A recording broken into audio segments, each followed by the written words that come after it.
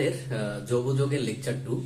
আমরা প্রথম লেকচারে যে বিষয়টা আমরা দেখি যে অর্থাৎ আমাদের 1808 সালে বার্জিলিয়াসের সেই প্রাণ শক্তি মতবাদ। ওকে, সো বার্জিলিয়াস প্রথম প্রাণ শক্তি মতবাদটা প্রদান করে এবং এই প্রাণ শক্তি মতবাদকে ভুল প্রমাণ করে হচ্ছে বিজ্ঞানী ফ্রেডরিক উইলার। ওকে, ফ্রেডরিক উইলার এবং ফ্রেডরিক উইলার হচ্ছে 1828 সালে ইউরিয়া আবিষ্কার করে। ওকে, আচ্ছা, সো 1828 সালে ততদিনে বিজ্ঞান মহলে বা সারা দুনিয়া জেনে গেছে যে ল্যাবরেটরিতে কিন্তু যৌগযৌগ তৈরি করা যায় এবং প্রথম আবিষ্কৃত যৌগযৌগ হলো ইউরিয়া।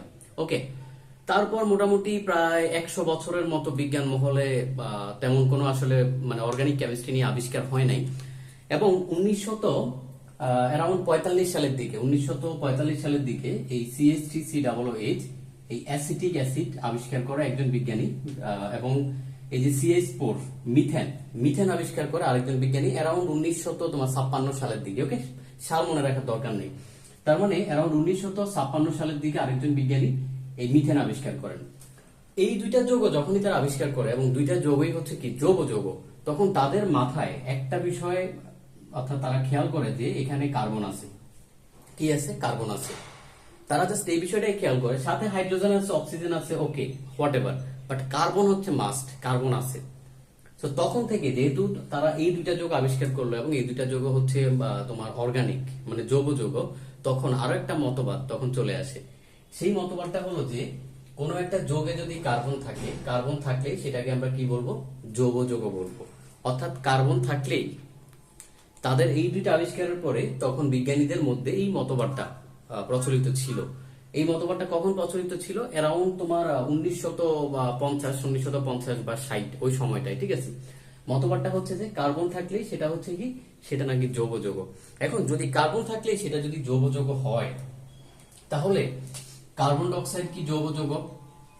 কার্বন ডাই অক্সাইড কি যৌগ? না, কার্বন ডাই অক্সাইড কিন্তু যৌগ না, বাট এখানে কার্বন আছে।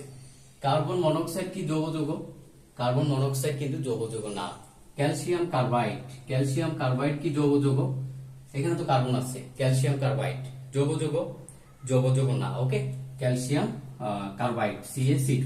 ঠিক আছে, তাহলে এগুলা কি যৌগ না। তারপর ধরো তোমার ক্যালসিয়াম কার্বনেট এটা কি যৌগ না, বাট কার্বন আছে। পটাশিয়াম সায়ানাইড কার্বন আছে, বাট যৌগ না। তার মানে দেখো তাদের এই যে মতবাদটাও কিন্তু ভুল, এটাও কিন্তু ভুল। ওকে, তাহলে খেয়াল করো, আমি তোমাকে সিকোয়েন্স ভাবে কেন পড়াচ্ছি, যাতে তোমার মাথার মধ্যে জিনিসটা গল্পের মতো গেঁথে যায়। তার মানে আমরা প্রথমে যে জিনিসটা দেখলাম, আমাদের প্রথম যৌগ নিয়ে আবিষ্কার করে বিজ্ঞানী বার্জিলিয়াস প্রাণশক্তি মতবাদ 1808 সালে। পরবর্তীতে ল্যাবরেটরিতে যৌগ তৈরি করে বিজ্ঞানী ফ্রেডরিক উইলার কত সালে? 1828 সালে। ওকে, 1828 পর 100 বছর বিজ্ঞান মহলে যৌগ নিয়ে তেমন কোনো আবিষ্কার ছিল না। তারপর দুইটা যৌগ আবিষ্কৃত হয়। মনে রাখবা, তোমাকে এরকম একটা কোশ্চেন দিতে পারে তোমার অর্থাৎ মিথেন রিলেটেড কোনো কোশ্চেন দিতে পারে, যেহেতু মিথেনটা 1956 সালের দিকে তোমার আবিষ্কার হয়। ওকে, সো দেখো এই দুইটা যৌগ আবিষ্কার হয়, CH3COOH অ্যাসিটিক অ্যাসিড আর হচ্ছে তোমার CH4 মিথেন। এই দুইটা যৌগ আবিষ্কারের পরে বিজ্ঞানীদের মাথার মধ্যে এটা আসে যে তার মানে আমরা দেখতে পাচ্ছি কার্বন থাকলে সেটা হচ্ছে কি যৌগ। তার কিছুদিন পরেই বিজ্ঞানীরা আবার বুঝতে পারে যে আচ্ছা কার্বন আছে বাট যৌগ না, এমন যৌগ তো আছে। কি এমন যৌগ? MCQ এর জন্য ভেরি ইম্পর্টেন্ট এই জায়গাটা, ভেরি ইম্পর্টেন্ট।